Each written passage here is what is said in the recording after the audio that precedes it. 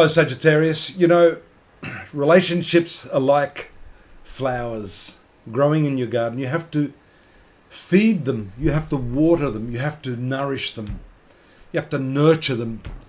Here we see the combined influence of no less than 4 planets in the relationship sector of your horoscope. This is the significant relationship sector of your horoscope.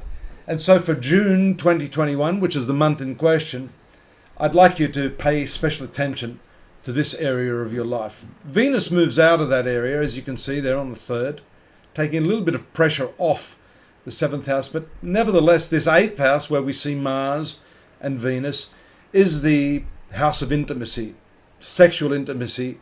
And so having this many planets in this area really does invite you to question.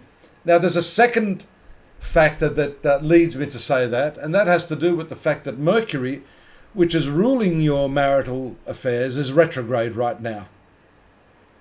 That's going to be retrograde up till around the 14th. So this is a strong reappraisal period. It is not your friendliest planet. So generally, when the planet isn't friendly, we say that the results that come from that may not be altogether so good. And what are the results? What are the sources of those antagonistic results? Mercury rules your communication. It also rules your thinking and the way you convey your ideas. So this is working 2 ways, and especially around the, I said the 14th, but it's around the 10th. You see here on the 10th, the new moon taking place right next to that retrograde Mercury. So this is where a lot of the planetary transits converge around the period of the 10th and 11th. Moon will then move in the 11th into the 8th house, while Mars moves to the 9th house of your value system. So there's a lot going on here, simultaneous transits that are very, very significant and can have an important bearing on the way your relationships pan out. So, pardon me. Number 1 is the way you convey your ideas. Often we screw things up, not because of the idea we have on how to improve things, but the way those ideas are conveyed, and vice versa, the way those ideas are received. We don't hear properly, we superimpose on what is being said. And so at this juncture in time, especially with these retrograde planets, notice also in the 3rd house of communication, this 3rd house has to do with communication, it's the natural house of Mercury. Saturn is retrograde as well. And that's going to be a problem. It's going to continue to be a problem. That's why I'm saying you've got to really, really focus your attention. Be very, very careful what you say. Be careful what you think. Mars is moving to the opposition of Saturn. That can be a very frustrating and somewhat damaging, debilitating conjunction there, from the zone of value systems to this zone of thinking and communication. The nice thing is that around the 22nd, 23rd, keep your eye on Mercury. You'll see that it moves into its stationary motion. And that tells us that these issues surrounding your communication to your significant others will start to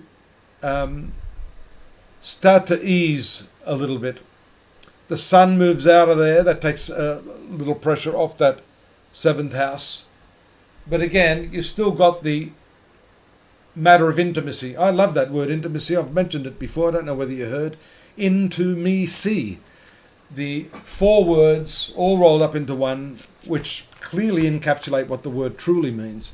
So this is about exposing yourself. It may mean being a little bit vulnerable.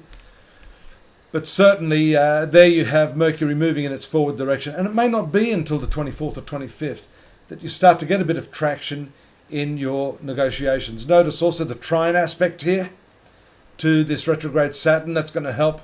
So both the planet of communication and the zone of communication are receiving a fortified aspect, good, positive, uplifting energies that can help you. If you have to have that deep and meaningful, it's probably better to do it later in the month when Mercury goes forward. And that's also augmented by the fact that Venus, the planet of love, moves up into this 9th house, out of the detrimental 8th house. You'll notice also that as we edge towards the end of the month, Venus makes its way closer and closer to Mars. Mars is the ruler of your fifth house of love affairs, passion, creativity, children, that sort of thing. And so that's where I think you're going to start to see a resurgence of that passion, that energy, that drive, that creativity, along with that forward moving Mercury. So all's well that ends well, I say. And do go over to astrology.com.au, because I've got more on what's happening this month that might be of interest to you. We've got free psychic readings there, lots and lots, about 20 scripts there, dominoes, charms, the animal spirits, the numerology, all sorts of oracles there that you can use without any intervention by an astrologer, and just see what it says for you. If you want a more detailed, serious reading, I'm here. You can drop me a line. Drop me a line anyhow. I'm always happy to hear from you. And don't forget to subscribe. I'll see you here next month. Bye-bye.